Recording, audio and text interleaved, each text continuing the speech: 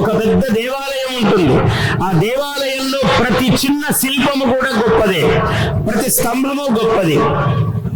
ఆ లోపల ఉన్నటువంటి భగవంతుడు వెలగడానికి ప్రతి స్తంభము, ప్రతి శిల్పము, ప్రతి సౌందర్యము, ప్రతి ఆచారము, ప్రతి ఒక నేల నడవడానికి బండ, అక్కడున్నటువంటి గడప అన్ని కూడా గొప్పవే. ద్వారము, ద్వారబంధము, మహాద్వారము, గోపురము, ఇలా ఒక గొప్ప పనికి అందరూ ఎలా అయితే సహకారము చేస్తారో అలా ఇందులో ఉన్నటువంటి వాళ్ళందరూ కూడా ఎప్పుడో నేను చదివాను, ఒక సైకిల్ మీద పెట్టుకుని అంతరిక్ష పరిశోధన ప్రారంభము చేసిన నాటి నుంచి ఇవాళ ఇన్ని వేల మంది ఉద్యోగులు ఉండేటట్లుగా, నిరంతరము పని ఉండేటట్లుగా, నిరంతరము విజయ పరంపర కొనసాగేటట్లుగా ఈ అంతరిక్ష కేంద్రము ముందుకు వెళుతున్నది అంటే ఇది ఎంత మహిమ!